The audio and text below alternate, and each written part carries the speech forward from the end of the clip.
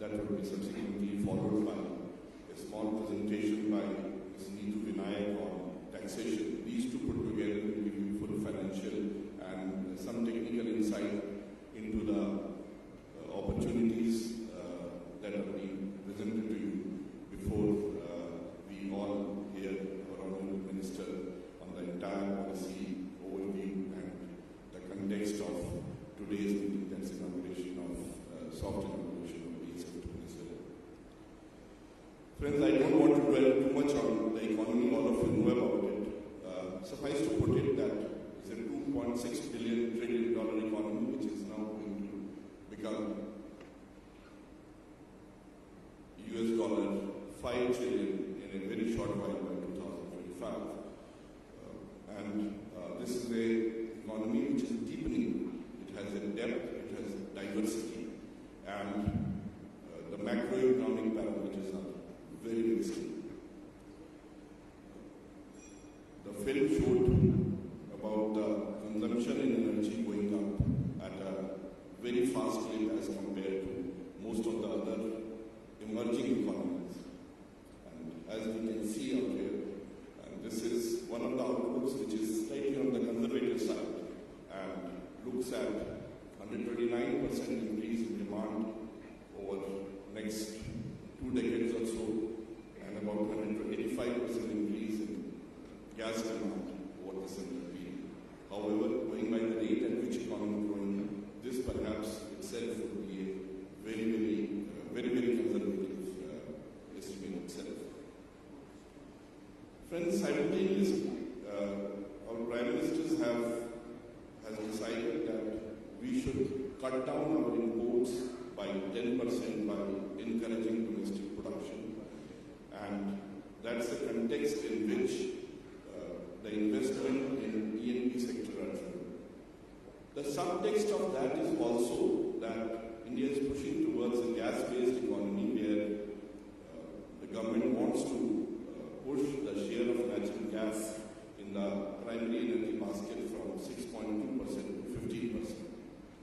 And the government's target would then result in about a demand of 400 to 600, depending upon at what level and how the transfer to gas takes place. The demand would be anywhere between 400 to 600 million metric cube of gas per day. Now this shows the extent of demand that would be coming up and what we'll all be looking to draw more from the subsurface of India. And it's being supported by a huge explosion in the infrastructure being set up, especially in the city gas distribution. In afternoon, you will have an exposition and a peek into the kind of opportunities on offer in the downstream city gas distribution sector as well, which is being brought about by Petroleum and Natural Gas Regulatory Board.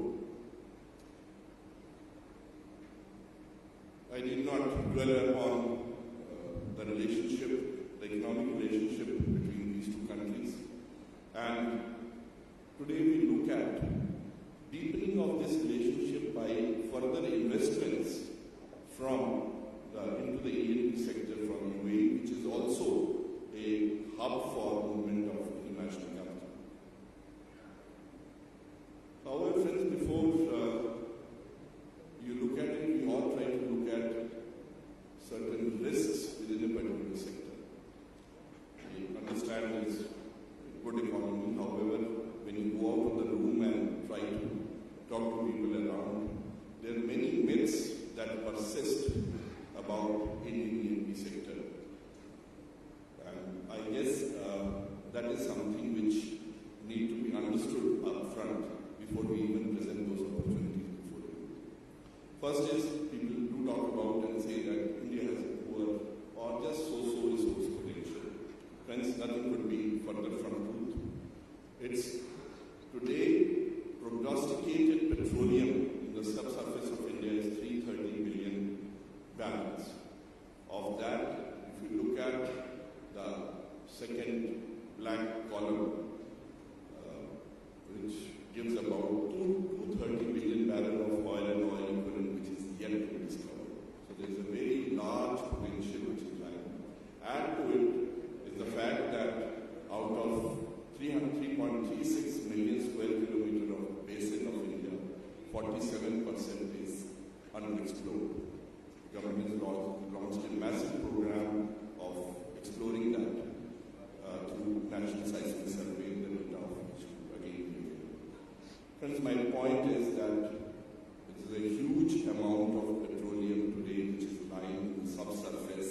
yet to be discovered, apart from that which has been discovered, where the recovery factors are also low. So it gives you the kind of opportunities which are tremendous. And kindly don't go by what I say, because we are also selling certain opportunities to you. Government has set up a national data repository which is open to everybody. It has a huge amount of data which can be viewed on CGD files online and can be bought online as well. You can see the quantums. It's about 1.76 million line kilometer of 2D seismic, 0.65 million square kilometer of 3D seismic, and more than 16,000 wells log data is available. And it is a continuous work in progress because all the producers keep adding the data. It also boasts of physical data units and all state-of-art facilities. Friends, what I want to drive the point out here is that you can now yourself see the entire Indian subsurface at basinal level and at a block level as well, and try to judge for yourself as to how Indian subsurface is, apart from what I have already talked about, being huge amount of subsurface potential already available. Add to this is that India has only, as it started, produced about 5% from the mesozoic areas, which are the deep surfaces, as compared to 50% world over. We have just entered the basement play, and the basin undercover, that's the peninsular region, as you can see from the map, is yet to be discovered. There are huge upsides from coal bed methane, gas hydrates are more important from shale. And those who have some understanding of the way Indian geology is formed, it is formed by three plates by lots of movement. And that gives us not a single layer but multiple layers. And those layers offer huge amount of opportunities, not only in the conventional petroleum, but also in the non-conventional shale plays also. The other point which is talked about, and Ambassador has also alluded to, is the difficulty of working in India. And this government over the last 4 years has, if I may use the word, blasted open many of those barriers. You can see our journey. I will not sort of read that slide for you, but a whole lot of reforms which have been brought around by this government and finally culminating in the flagship policy of HALP. What has been done, friends, is that the regulatory risk which existed in production sharing contracts, which were there earlier, has been brought down tremendously. And that is how now the hydrocarbon exploration policy looks like. It offers you both petroleum operation contract and vigorous contract, supported by the data that you could see through National Data Repository. It gives you a freedom to carve out your own block. You don't need multiple licenses to look for different types of hydrocarbon, whether it's conventional or unconventional. A single unified license would do. And it has a revenue sharing model. Hence, these virtually take away, and today one can boast of a very, very thin regulatory oversight for those who wish to work in India. Then there has been, and rest one talks about and reads about administered prices, especially in gas, which limit the revenue even if it is in OLP and PSF regimes. There is full marketing and pricing freedom. There is full market accessibility. It's not only price freedom, but a complete marketing freedom that has been provided. And that access is further augmented by, I just mentioned, what PNGR, Petroleum Natural Gas Regulatory Board today, is putting out in the market, large amount of CGD networks, and also government has supported gas transmission lines by doubling up their capacity over 4 years. Now, that not only enables gas market access theoretically, but makes it happen on the ground. Lastly, on price discovery, this trading price discovery mechanism, trading mechanism is also in the offering, which makes the entire market actually gets linked to the world market in its entirety. Friends, the last part which comes up is we do talk about varied fiscal regimes, and again there were talks that we tend to take too much out of, and many ENP players have said that government takes too much out of the ENP players. Friends, nothing could be further. I do not want to compare fiscal regimes because they can't be compared. There is no apple to apple. What I wish to place from you is, what is the government doing?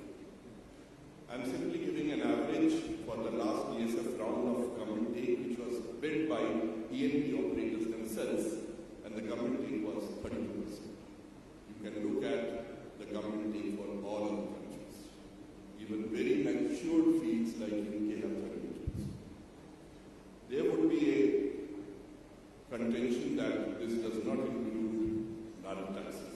Friends, the benefit under Section 42 gives 100% tax depreciation. I am not going to compare the levels at corporate levels because many other factors come in. At the asset level, if we compare, this is how the scenario looks like. So government is taking very little from the ENP and is trying to promote more and more investment by those who make revenues to be put back. And that also shows that over the last 25 years, those who have come back are now again looking at these opportunities with greater depth. Just to recap, a large potential, a market which has unsatiable demands, a very low regulatory burden, excellent data available, which is further getting added, low government take, and a fiscal regime which is very modern and further getting updated. Friends, there is nothing better to look at than the Indian subsurface. And let me tell you, it's ultimately at the end, it is the real estate. You will have to go and take it out from the mother earth. And that unfortunately is not infinite. So I guess you need to make up your mind very quickly before, because in OLP, the entire subsurface of India is open for you to take it as quickly as possible. Therefore, I would urge that make up your mind very quickly, and these are the opportunities. With large exploration acreages through OLP, which is the flagship scheme. Briefly take you to this, which gives is an open acreage scheme, which gives the investor a choice to look at CGD data, carve out a block for itself, submit an EOI in a particular format for certain areas that will be taken out in a grid, and that is put through a bid. However, in the bid process, the bid is a very transparent bid. The bid process, the investor who brings in a EOI has been given a startup option. He has option of about 5% incentive, so that he has a possibility of winning the block for which he has brought in EOI. Friends, also we provide for a reconnaissance contract, and from reconnaissance to petroleum operation contract, migrations are also permitted. Discovered small fields are largely meant for slightly smaller entrepreneurs. Of course, there is no bar for those who want to come in even larger in size. These are discovered fields, and we have already hit first round, which has been quite a success. Apart from this, there are acquisition and JV opportunity with existing PI holders, which are always available, and one can look at those options.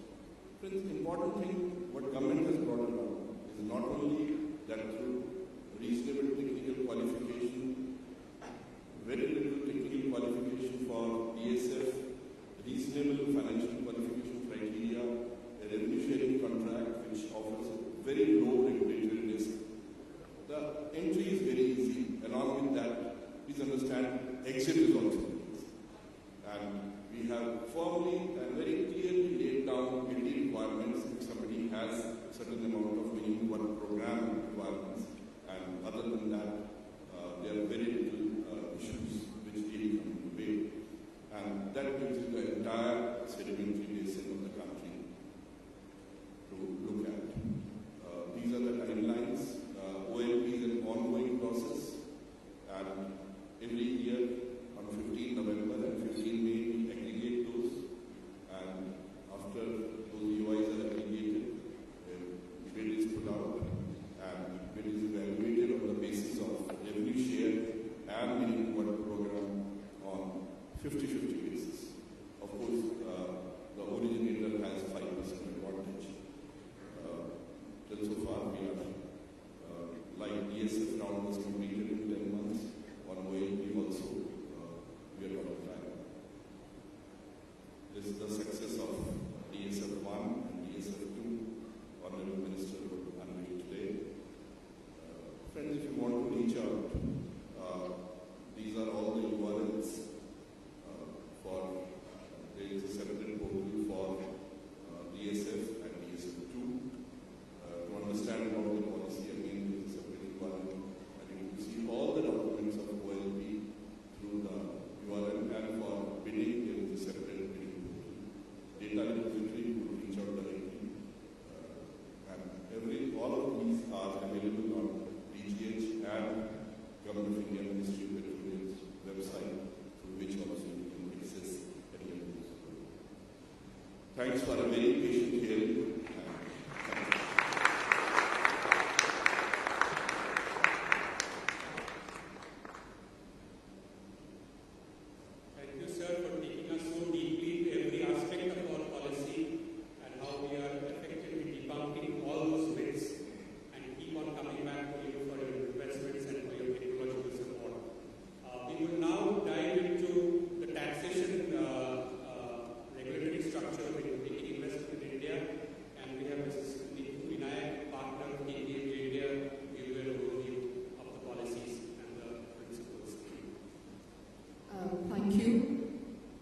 Honorable Minister, respected dignitaries, ladies and gentlemen. The tax and the regulatory environment does play one of the key roles in the larger growth of a country. And to that effect, the current government has aggressively and very proactively involved themselves in a lot of large reforms which have happened over a period of time. So some of these large reforms are the enactment of the new GST, which came from last year. We've seen a new Companies Act which allows cross-border mergers. We're talking about further simplifying the income tax laws. We've seen FDI being permitted in most of these sectors now, and single window clearances to the extent possible. Now, all this will obviously push the ranking of India, as highlighted by the Indian ambassador, and position India in a very, very different growth trajectory. Specifically, for the E&P sector, 100% FDI is allowed for all the E&P companies and for the service providers. Now, while bidding for the various blocks, foreign companies could adopt any of the operating structures. Each of these operating structures will carry their own tax costs depending upon how you decide to set up your presence in India. Foreign companies could set up their presence in the form of a wholly owned subsidiary, or they could incorporate a joint venture company with any partner, or alternatively, you could just set up a consortium of Indian entities or along with foreign entities, which is called as the unincorporated joint venture. You could also, as a foreign entity, set up a simple project office. It doesn't necessarily have to be a wholly owned subsidiary. Now, each of these structures you could use for different kind of bidding blocks. It doesn't have to be the same structure that has to be used for blocks. It depends upon your commercial strategy based on which these structures could be evaluated. Each of these structures will have their own tax costs. So if you look at an Indian company which is set up by a foreign company, or if it's a joint venture, then the tax rates would be 34% or 29% depending upon whatever is the turnover of the company. Alternatively, there's MAT also payable, which is on the book profits, which depends upon either the income tax or the MAT. You don't have to pay the two. You have to see whichever is higher. There's tax that is payable on profits being distributed, which is at the rate of 20%. Foreign companies which have just set up a project office or a branch office, they are liable to tax at the rate of 43%, and again you compare it with MAT at the rate of 20%, whichever is higher. One has to note that there is no dividend distribution tax that has to be paid in these situations. Wherever there is an unincorporated joint venture, then in those cases, all you need to do is that each of the parties, depending upon whether they are a foreign company or an Indian entity, would pay the above tax rates, and they would pay those tax rates separately. They would maintain the books of accounts separately. So while you have a joint venture, books which is for the calculation of your petroleum cost, your tax cost books will have to be maintained separately. Amongst the various other incentives, all the business expenses that you're incurring is allowed as a normal tax deduction. On top of that, there are certain other tax incentives which have been given, which is under Section 42 of the Act, which talks about all the exploratory and drilling expenses, whether they have been incurred post-commercial production or after or before commercial production, will be allowed 100% for deduction. Now, if these expenses have been incurred which are abortive or infructuous expenses in respect of any area that we've surrounded, that also will be allowed for deduction. And it doesn't really matter if these expenses are capital or revenue in nature, you're allowed to claim these expenses. You're allowed to carry forward these expenses and also offset these expenses against revenue which is from the other blocks. Depreciation of the assets which are being used is completely allowed as per the normal rates. In addition to that, there is also additional depreciation which is given at the rate of 20-35% for new plant and machinery depending upon whether these assets are being put to use in whichever area.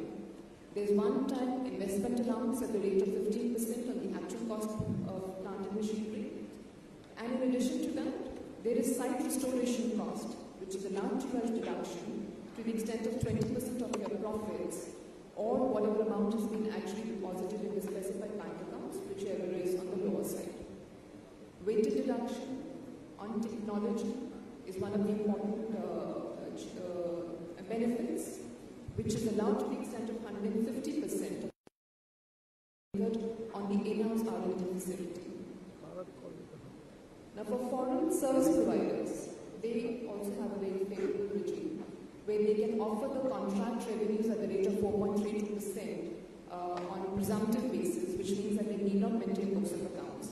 Where this nature of income is in the form of royalty or FTAs, then the rate changes from 4.32% to 10%. This is something which has worked favorably with most of the service providers because in terms of administrative hassle, this is the simplest compliance that the service providers need to do. Now, moving on to certain other tax incentives, fiscal incentives that we have, which is in respect of the transaction cost levy under the current GST regime. The current GST regime has been with effect from 1st July 2017, which is under the dual structure of CGST, Central GST and the State GST. As a result of this, most of the taxes on your goods and services have now been subsumed under the GST. 4 rates, minimum starting from 5, 12, 18 and 28%.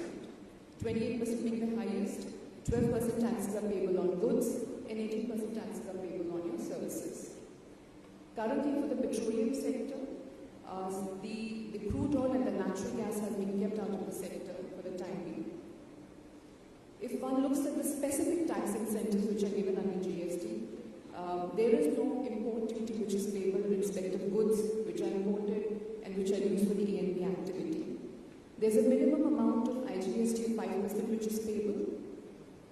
This benefit of 5% IGST is also available in case the goods are procured from the domestic market.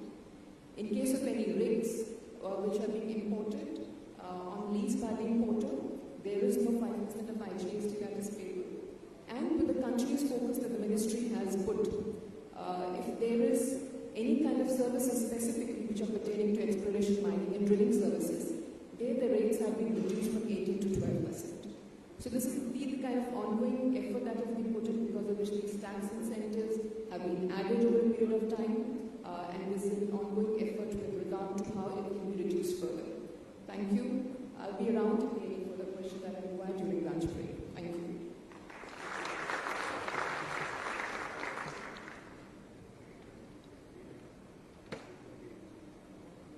Thank you, Neetu, for your overview. I'm sure everyone would like to be on the right side of the tax laws, making their investments in India, and with help and support, she will be here after the event. We now come to the main, one of the main purposes of this event is the soft launch of the DSF by the Honorable Minister. We have a short video movie, and thereafter we have the short launch of the movie, please.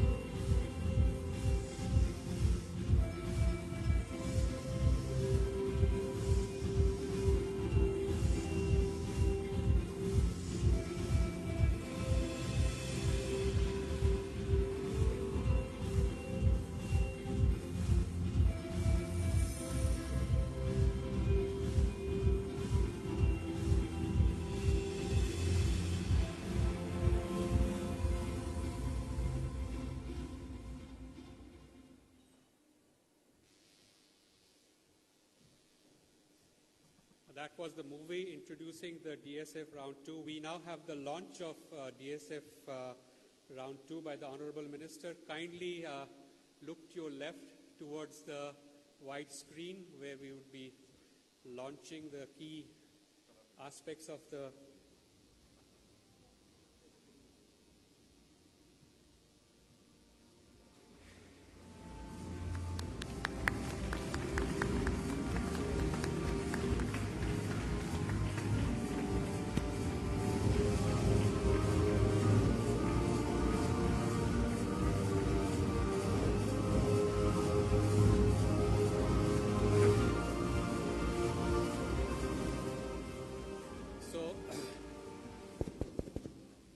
The contract areas on offer are illuminated, spread across basins of Rajasthan, Gujarat, Kutch and Cambay, Mumbai offshore, KG Basin, Andhra Pradesh, Mahanadi offshore, and Assam and Tripura.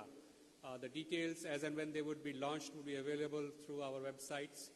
I would not take further time, but I will request our Honorable Minister to kindly address the gathering and set the strategic context of our investment opportunities. Thank you.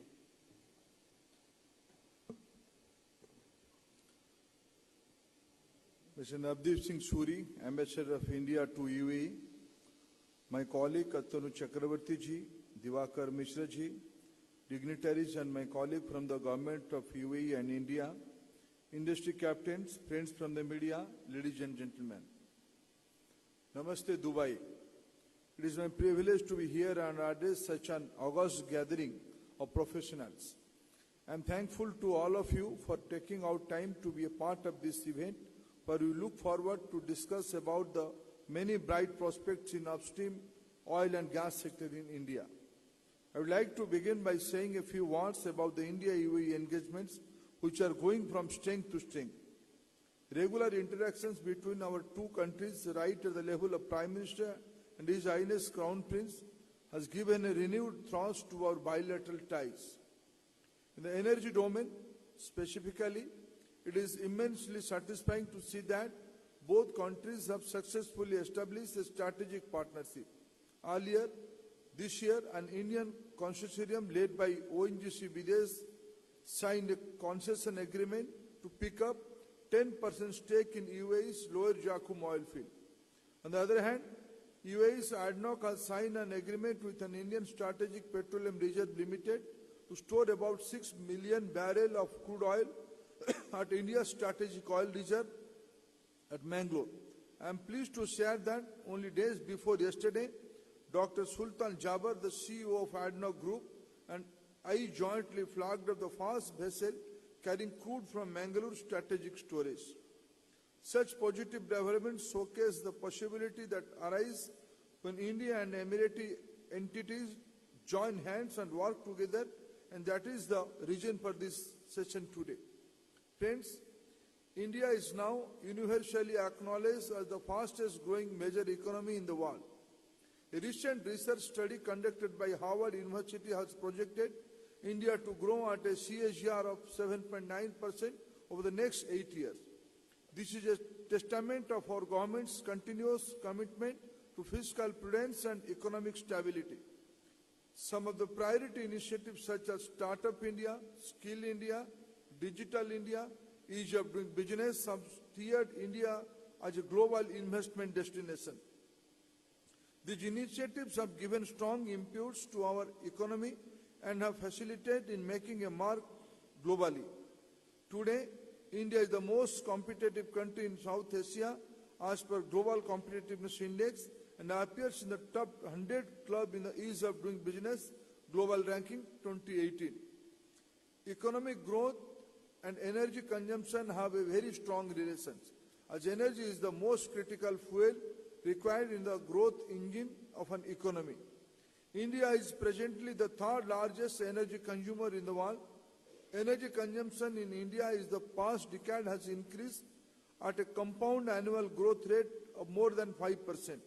In future too, energy consumption in India is expected to rise by 4.7 CAGR. Globally, majority of the growth in energy demand is going to come from India. Our oil and gas demand is expected to increase nearly threefold from the 229 million metric ton currently to 607 million metric ton in 2040. Government of India has undertaken measures to overhaul the policy framework encompassing the entire energy value chain to ensure energy security for the country. As you can see from the information shared by my colleagues earlier, both hydrocarbon exploration licensing policy and discover small field policy are progressively measures aimed to facilitating investment for exploration in Indian acreages. We recently concluded bidding under the maiden bid round OLAP and 2nd May, and I am glad to share that we received 110 bids for 55 blocks in offers spread across 10 sediments basin. Earlier in 2016, government had launched Discover Small Field Bid Round 1, and I am happy that amidst the global oil glut, the round was a sterling success with 30 contracts area being awarded to 20 companies with established hydrocarbon volume of 45 million metric ton of oil and oil equivalent and gas. The successful completion of DS Round 1 has given us immense confidence to launch this round of second of this profile prolific discoveries. This time we are offering 60 large size discoveries with in place reserve volume of over 195 million metric ton of oil equivalent, which is more than twice the reserve offered in the first round. To support this round, we have set up a state-of-art national data repository, which is a database of all the geoscientific data of hydrocarbon resource in the country. It is equipped with cutting-edge technology and provides ready access to interstate companies. With the introduction of National Data Repository in Indian ENP regime, India has joined the league of countries like UK and Norway, which have such data bank for the upstream sector. India offers high priority in promoting a gas-based and clean economy. Currently, natural gas forms a relatively small share of our energy mix. gas infrastructure projects of Maha. over $8 billion are under implementation across the country. We aim to increase share of natural gas in the energy mix from current 6.5% to 15% by 2022. Going forward, we intended to create a robust natural gas trading hub by the end of this year. Friends, in line with our commitment to increase the consumption of natural gas in the country, a massive exercise to roll out city gas distribution or CGD network in 174 districts spread across the length and breadth of the country is presently underway. PNGRB, India's national regulatory or midstream and downstream sector, is holding a roadshow at this very venue later today afternoon to present more about all that the latest CGD bidding round has to offer. I urge you to attend the event and you may be interested and rewarded with a valuable business opportunity in India's CGD space as well. Let me conclude by reiterating that the scale of opportunities in Indian and ENP is huge. There has never been better time to do business in India. I invite you to come, participate and make the most of the India's growth story. Thank you, friends.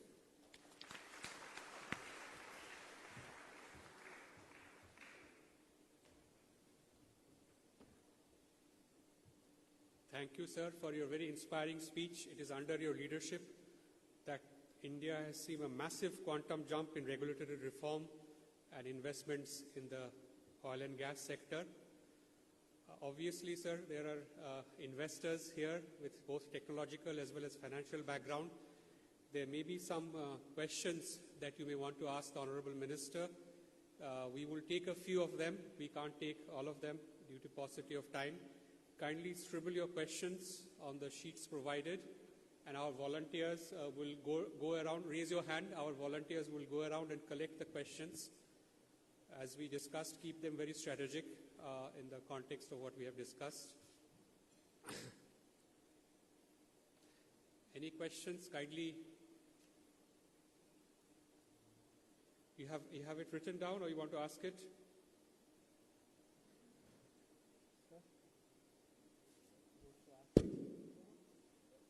Okay, kindly identify yourself, your company, and the question.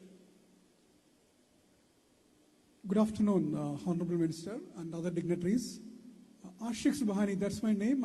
I'm running a marine offshore oil and gas consultancy here, Great Waters Maritime, and I'm the managing director of Great Waters Maritime.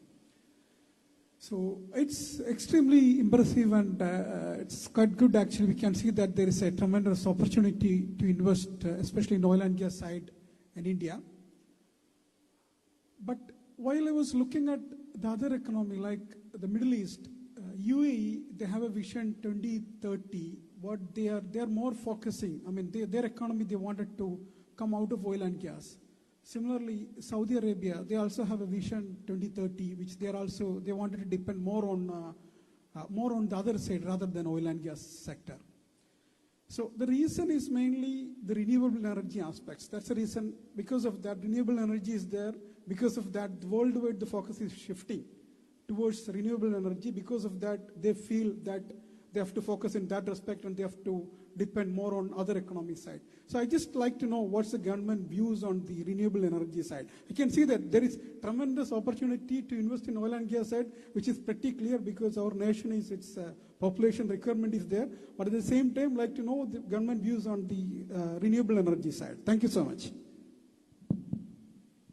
Very happy to know India is one of the leading player of renewable energy. Recently, we host the first International Solar Alliance conclave at Delhi. I think if I, subject to correction, I am confidently I can say, India is the only country who has positioned to produce 175 gigawatt of renewable energy in the near future. By next few years, already we have achieved half of the target. On solar energy, just remember, few years back, per unit solar energy cost was around 15 to 18 rupees. Today, the largest bid round offered by NTPC is 2.3 rupees. So this is the journey of renewable energy in India.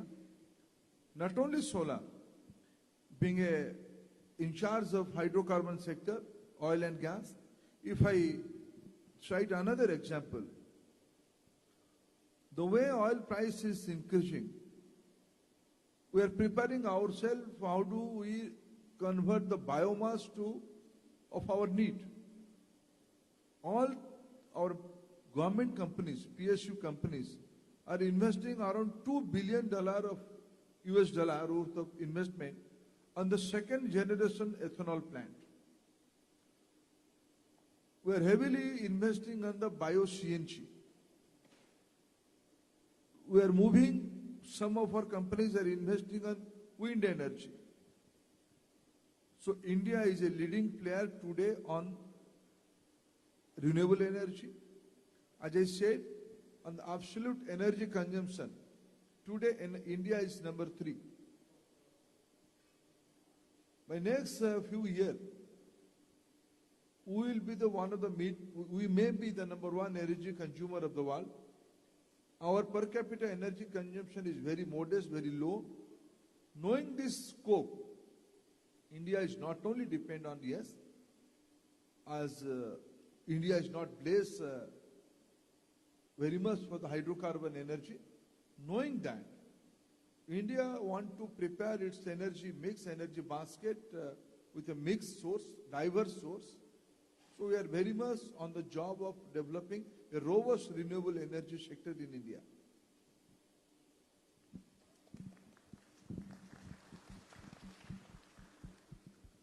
Can we have the next question? Kindly. Good afternoon, Honorable Minister and other dignitaries. My name is R.K. Vandodra. I am Managing Director and CEO for Eternity Petroleum Construction Limited, based in Abu Dhabi. We are predominantly doing EPC projects for oil and gas and storage tanks. Due to the current scenario, Indian Oil Consortium have got a joint venture with one of the other group of companies to set up the strategic storage facility in Mangalore.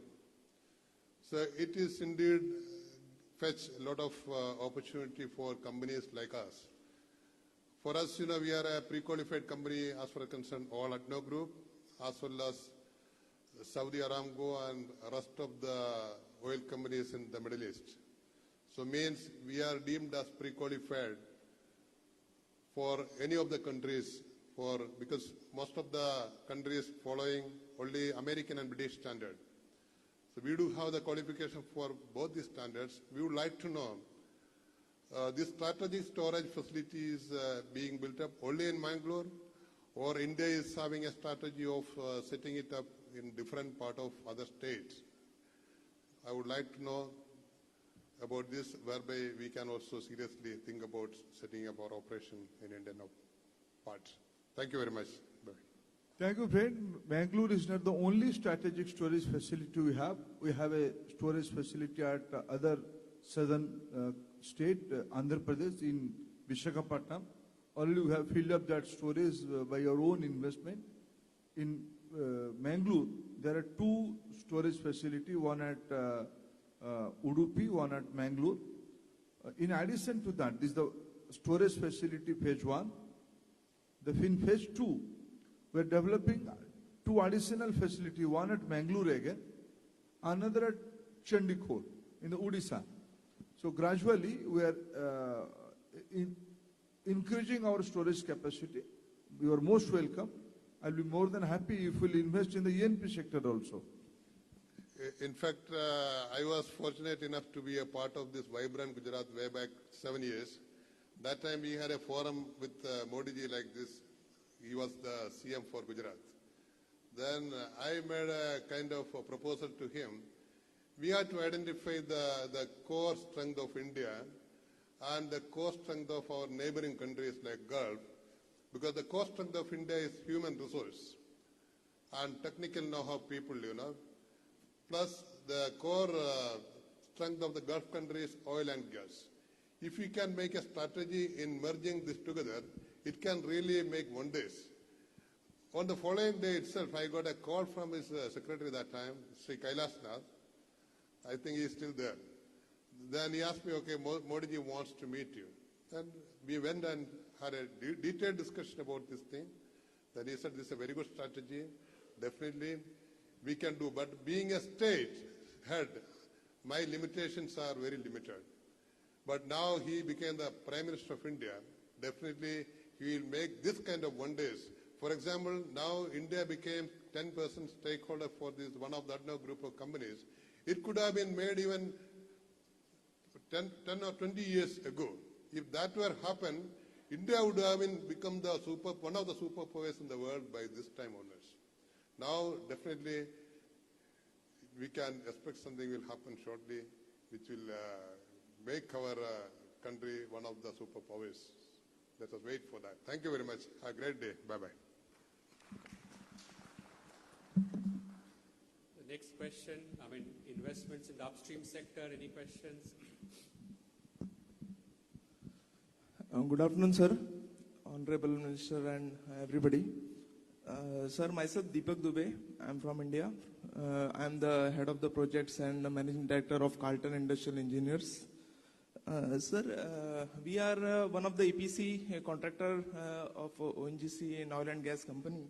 Sir, there is one small issue. If we have some foreign partners in a form of incorporated JV, then can it be accepted in a form of LLP? And what will be the taxation part for our foreign partners in case of LLP? Because many of the foreign companies, we had association with MISC, Petronas and a few other foreign companies, but most of the companies have some problems in registering the joint venture in Companies Act 1956. But however, they are ready to have a partnership in a form of LLP, which can be incorporated under LLP Act 2008. So whether it can be acceptable for EPC projects and investments for Mumbai offshore in a form of JV LLP. See, as far as DSF or OLP is concerned, it would be a company. And registering a company can be done very quickly. It's online and you will face no problems. And as far as Indian tax laws are concerned, the companies working through a company is also more tax efficient.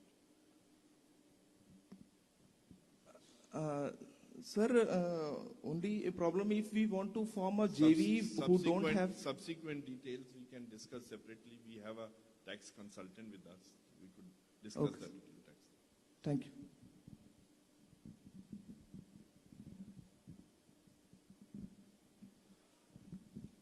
Honorable Minister, and good afternoon to everybody. I'm CEO for Gulfar. We do EPC contracts for ADNOC group of companies in all the fields, particularly onshore fields. I just want to know a ballpark figure. What will be the fixed cost or the variable cost per barrels with all these things, what we are trying to do at average, a ballpark figure?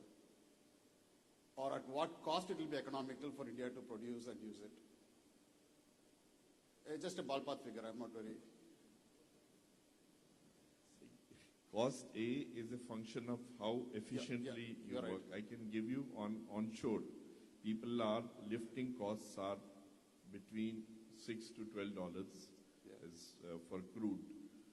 Offshore, there is an increment to it. So at the end of the day, and of course, you have exploration costs which are in addition, which you will be recovering over a period of time. So it will be a variable cost of less than $12, something like that. Thank you, sir. So we have we are running slightly short of time, sir. Okay. The last question. My name is Salim Akhtar, President of Orient Petroleum Central Asia. We are an E&P company, international E&P company. My question to the Honorable Minister is, if an investor comes in and starts production in the country, the oil that is produced, how much of that has to be assigned to like a local domestic refinery and how much of that can be exported? If all of the oil has to be sold locally, is the price comparable, competitive to international oil price? And I have a follow-up question. Thank you. Today, India's policy, you have to give that oil to the domestic market. As oil is a oil commodity of notified international price, there's no issue of price disparity. There's a price uniformity in all over the world. There's one price, and you have to supply policy of the country today. You have to supply that crude oil to any of the domestic company. Sir, I assume that India has significant resources of heavy oil and shale oil. Is there an initiative to encourage investment and R&D in those areas? Very soon we are coming out with a new policy giving incentive and concession to field in difficult areas. The new EOR policy is on pipeline. The new EOR-IOR policy is very soon, in the next few months, it will be in the public domain. That will give incentive to this kind of oil. This will be beneficial to producer. Thank you, sir.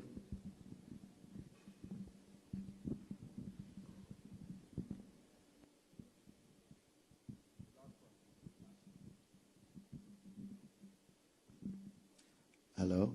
Mr. Minister, good afternoon. My name is Roop Chakravarti.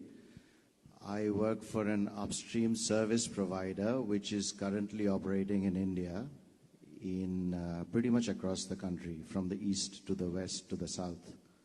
So I have a very specific question. Your government has come in and done wonders in the country, and especially in Assam, where we are doing a lot of work in terms of curbing the insurgency and everything else there. However, the one problem which is faced by oil companies there and service providers there is what is called a bandh, or a strike, which is pretty much done on an average 6 to 8 days a month, which leads to a hell of a lot of problem for not only the service providers or the oil companies, but for the normal people there. So I know your government is a pretty proactive government and you've done a fair bit of work. Is there any way a government can come in and put a banning order on such things so that life can progress in a smoother way, we can reduce our costs and give better service? Thank you, sir. In a democracy, don't expect a radical change overnight, but I can assure you, in state like Assam, things has improved a lot. These are the story of old days. Now, there's a proactive government in Assam also. Both the government at union level, at Delhi and at Guwahati, where they are at your service. Feel free to talk to the competent authority. We'll provide all kind of support and extension for a hassle-free business.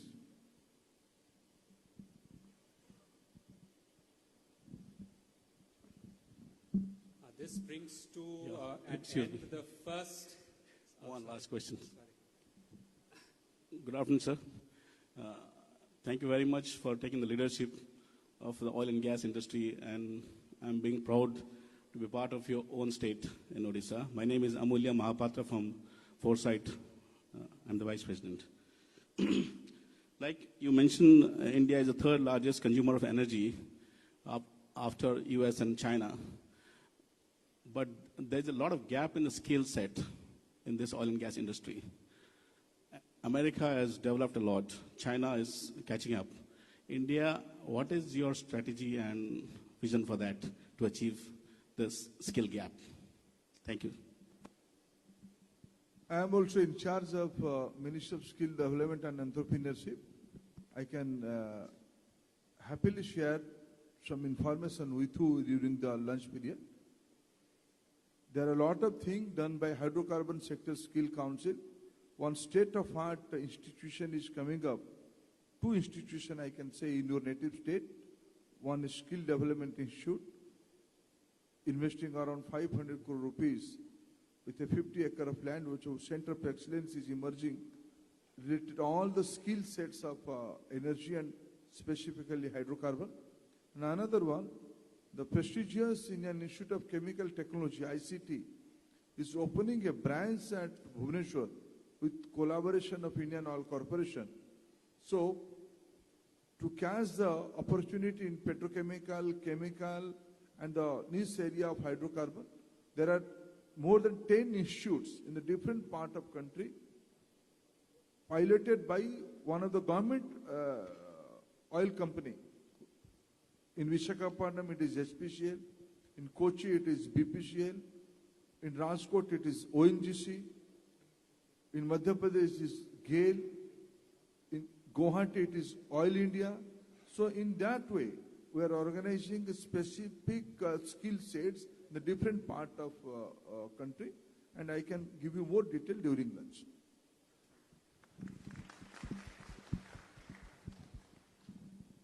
Thank you, sir. This brings us to the end of the first set of India opportunities in the upstream E&P sector. I would request a thundering round of applause for the Honorable Minister.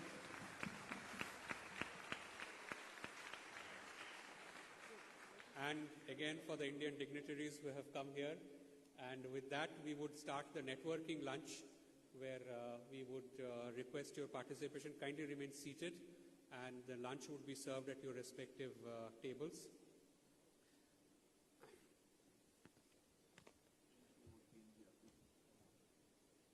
And in the afternoon, as I have been repeating and everyone has repeated, at 2:30 onwards, we have the Downstream Investment Summit, where 89 blocks on offer, cities on offer will be showcased, chaired by Sri D.K. Saraf.